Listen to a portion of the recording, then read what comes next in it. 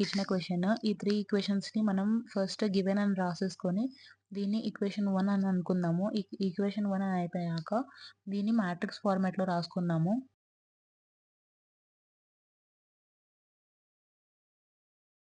ఇలా మనం మ్యాట్రిక్స్ ఫార్మాట్‌లో రాసుకున్న తర్వాత నెక్స్ట్ చేయాల్సిన స్టెప్ ఇది ఏఎక్స్ బి ఫార్మాట్‌లో ఉందా లేదా చూద్దాము. ఉందండి. సో, దీన్ని ఈక్వేషన్ 2 అని అనుకుందాం. నెక్స్ట్ మనం కనుక్కోవాల్సింది ఆగ్మెంటెడ్ మ్యాట్రిక్స్ అనేది కనుక్కోవాలి. అంటే A/B. మనకున్న ఏ మ్యాట్రిక్స్ ఏంటి? 3 -1 4 1 2 -3 6 5 -5.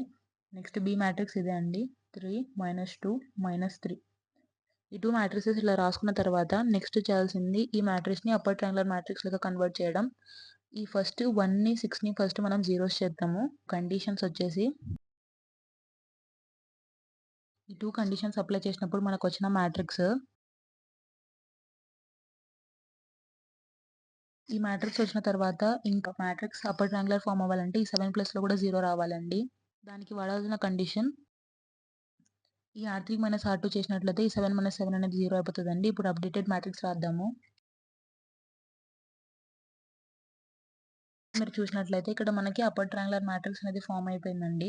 నేను ఇక్కడ క్యాలిక్యులేషన్స్ చెప్పట్లేదు. బికాస్ క్యాలిక్యులేషన్స్ చెప్పడం వల్ల it taking more time. So, ఈ బేసిక్ క్యాలిక్యులేషన్స్ కాబట్టి మీరు చేసుకోగలరని నేను అనుకుంటున్నాను. I hope you will understand. And ఈ అప్పర్ ట్రయాంగులర్ మ్యాట్రిక్స్ ఫార్మ్ అయిన తర్వాత నెక్స్ట్ చేయాల్సింది ఏంటంటే ఇన్ ఎక్లర్ ఫార్మ్‌లో ఉందని రాయాలి. ఇన్ ఎక్లర్ ఫార్మ్‌లో ఉందని రాసిన తర్వాత ఫస్ట్ ర్యాంక్ అనేది కనుక్కోవాలి. ఫస్ట్ దేన్ని కనుక్కోవాలి ర్యాంక్ ఆఫ్ A/B కనుక్కోవాలి. నెక్స్ట్ ర్యాంక్ ఆఫ్ A కనుక్కోవాలి. నెక్స్ట్ ఎన్ వాల్యూ. ఈ 3 టర్మ్స్ అనేది ఫస్ట్ మనం కనుక్కోవాలి. ఇక్కడ మనం ర్యాంక్ ఆఫ్ A/B చూసినట్లయితే ఇదంతా అండి.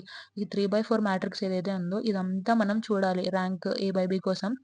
బికాస్ ఇది A, ఇది B మ్యాట్రిక్స్ కాబట్టి ఇక్కడ number of non zero rose ఎన్ని ఉన్నాయి? 1, 2. 2 నాన్ జీరో రోస్ ఉన్నాయి కాబట్టి దీనికి ర్యాంక్ ఆఫ్ A/B వచ్చేసి 2 అవుతది. ఇప్పుడు ర్యాంక్ ఆఫ్ A చూడాలి కాబట్టి ఈ మ్యాట్రిక్స్ అనేది మనం కన్సిడర్ చేయొద్దు. ఇప్పుడు ర్యాంక్ ఆఫ్ A చూస్తే 1, 2 నాన్ జీరో రోస్ ఉన్నాయి కాబట్టి ర్యాంక్ ఆఫ్ A వచ్చేసి 2 అవుతదండి. ఇక్కడ ఎన్ వాల్యూ అబ్జర్వ్ చేసినట్లయితే ఈ మ్యాట్రిక్స్ ఒక ఎన్ వాల్యూ అంటే ఆర్డర్ ఎంత ఉందండి? మ్యాట్రిక్స్‌ది 3/3 మ్యాట్రిక్స్ కాబట్టి ఆర్డర్ 3 ఉందండి దీనిది. సో, ఎన్ వాల్యూ 3 అయిపోతది. అప్పుడు మనకు rank of A/B is equals to rank of A is equals to R that equals to 2 and less than n వస్తదండి. బికాస్ n వాల్యూ ఎంత మనకి 3 కదా! సో, 3 వచ్చేసి 2 కంటే బిగ్గర్ కాబట్టి R లెస్ దాన్ n అనే కేస్ అనేది మనకొచ్చింది. అంటే ఇది కేస్ 2 అండి.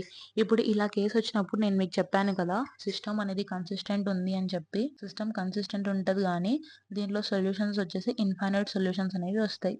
సొల్యూషన్స్ వచ్చేసి ఇన్‌ఫైనైట్. ఇలా రాసిన తర్వాత నెక్స్ట్ మనం ఇక్కడ కనుక్కోవాల్సింది n-r వాల్యూ. సిస్టమ్ వచ్చేసి కన్సిస్టెంట్, సొల్యూషన్ వచ్చేసి ఇన్‌ఫైనైట్. నెక్స్ట్ మనం కనుక్కోవాల్సింది n-r వాల్యూ. అది ఎలా కనుక్కోవాలో ఇప్పుడు చూద్దాం. సో, మనకైతే n = 3, r = 2 అనే వాల్యూస్ వచ్చాయి. నెక్స్ట్ మనం ఇప్పుడు n-r అనేది చేద్దాము. n ఎంత? 3 అండ్ r ఎంత? 2. సో, 3 - 2 ఏమవుతదండి? 3 - 2 ఈజ్ 1. అంటే ఒక్క వేరియబుల్‌కి మనం ఏదో ఒక నార్మల్ అసైన్ చేసుకోవాలండి ఒక అన్‌నోన్ వేరియబుల్‌ని. అంటే ఇప్పుడు మనకున్న వేరియబుల్స్ ఎన్నున్నాయి? x ఉంది, y ఉంది, z ఉంది. ఇక్కడ మనకి n-r వాల్యూ ఎంతొచ్చింది? 1. అంటే ఏదో ఒక వేరియబుల్‌ని మనము k అనే వాల్యూని అసైన్ చేసుకోవాలి. ఒక అన్‌నోన్ వాల్యూ అని చెప్పి. అంటే ఇప్పుడు సపోజ్ ఇక్కడ n-r వాల్యూ 2 వచ్చిందనుకోండి. మనం ఒక 2 వేరియబుల్స్‌ని k1, k2 అని అసైన్ చేసుకోవాలి ఒక అన్‌నోన్ వాల్యూస్‌ని. ఇప్పుడు ప్రస్తుతం అయితే మనకు 1 వచ్చింది కాబట్టి మనం zని k అని అనుకుందాం. సో, z = k అని తీసుకున్న తర్వాత దీన్ని ఇప్పుడు మనకి ఏదైతే సాల్వ్ చేసి వచ్చిన సొల్యూషన్ అయితే ఉందో దాన్ని మళ్ళీ మ్యాట్రిక్స్ ఫార్మాట్‌లోకి రాసుకున్నప్పుడు z అనేది k అని అసైన్ చేసుకుంటానండి. ఇప్పుడు ప్రస్తుతం మనకు లాస్ట్‌లో వచ్చిన మ్యాట్రిక్స్‌ని మనం మ్యాట్రిక్స్ ఫార్మాట్‌లో రాస్తే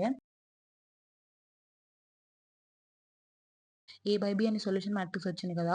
దాన్ని నేను మ్యాట్రిక్స్ ఫార్మాట్‌లో రాసానండి. ఇట్లా వేరియబుల్స్ అసైన్ చేసి. దీన్ని ఇప్పుడు మనం ఈక్వేషన్ రూపంలో రాద్దాం. ఇక్కడ మీరు చూసినట్లయితే పైనున్న దాని ప్రకారం నేననేది ఈక్వేషన్స్ అనేది రాసేసానండి. బట్ నేను చెప్పాను కదా! k తీసుకోవాలి కాబట్టి నేను ఇక్కడ z వాల్యూ వచ్చేసి k అని పెడుతున్నాను. ఇప్పుడు ఈ 3 ఈక్వేషన్స్‌ని మనం సాల్వ్ చేయాలండి. దీన్ని మనం first equation, second equation, third equation అని అనుకుందాము. ఫస్ట్ ఇక్కడ z is equals to k అని ఉంది అండి. ఈ z అనే వాల్యూ దీనిలో ఉంది కాబట్టి మనం ఇక్కడ y వాల్యూ కనుక్కోవచ్చు.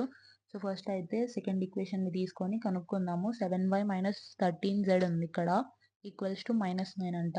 సో z ప్లేస్లో మనం ఏం పెడుతున్నాం, k వాల్యూ పెట్టేస్తున్నాము. అప్పుడు మనకి 7y is equals to -9 plus 13k అవుతుంది. అప్పుడు y is equals to 13k minus 9/7 అనేది అవుతుంది. ఇది మనకు వచ్చిన y వాల్యూ అండి.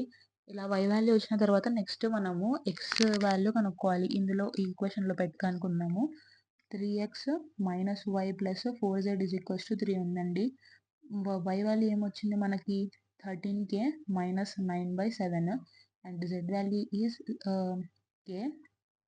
సో 3 అని అనుకున్న తర్వాత 3x minus 13k minus 9/7 is equals to 3 minus 4k. అలానే దీన్ని అంతా ఇటు సైడ్ పంపించేద్దామండి. అప్పుడు 3x is equals to 3 minus 4k plus 13k minus 9/7 ఇటు సైడ్ పంపించామండి. అప్పుడు 3x is equals to 7 3s 21 minus 28k plus 13k minus 9/7 వస్తుందండి మనకి. అప్పుడు మనకు సాల్వ్ చేస్తే 12 మైనస్ 15k/7 వస్తుందండి. అప్పుడు మనకి x వాల్యూ 12 మైనస్ 15k/21 అనేది వస్తుందండి. ఇలా మనకి x value, y value, z values అనేవి వస్తాయి. దీన్ని మనము ఒక మ్యాట్రిక్స్ రూపంలో రాసేసుకుందాము. xyz is equals to x value మనకి 12 మైనస్ 15k/21 వచ్చింది. y వాల్యూ 13k మైనస్ 9/7 వచ్చింది. z వాల్యూ k వచ్చిందండి. ఇలా ఇన్ఫైనైట్ సొల్యూషన్స్ అన్నప్పుడు కేస్ 2 ఇచ్చినప్పుడు ఇట్లా కనుక్కోవాలి. అండ్ లాస్ట్ ప్రాబ్లంలో మనం కేస్ 1 ఇచ్చినప్పుడు ఎట్లా కనుక్కోవాలో చూసాము. అలా అని ఎగ్జామ్లో ఇంకో 2 టైప్ ఆఫ్ ప్రాబ్లమ్స్ అడుగుతున్నాడండి మోస్ట్ ఆఫ్ ది ప్రీవియస్ పేపర్స్లో. ఆ 2 ప్రాబ్లమ్స్ ఎట్లా ఉంటాయో నెక్స్ట్ వీడియోలో చెప్తాను. So don't forget to like, share and subscribe to my channel for more updates. Thank you.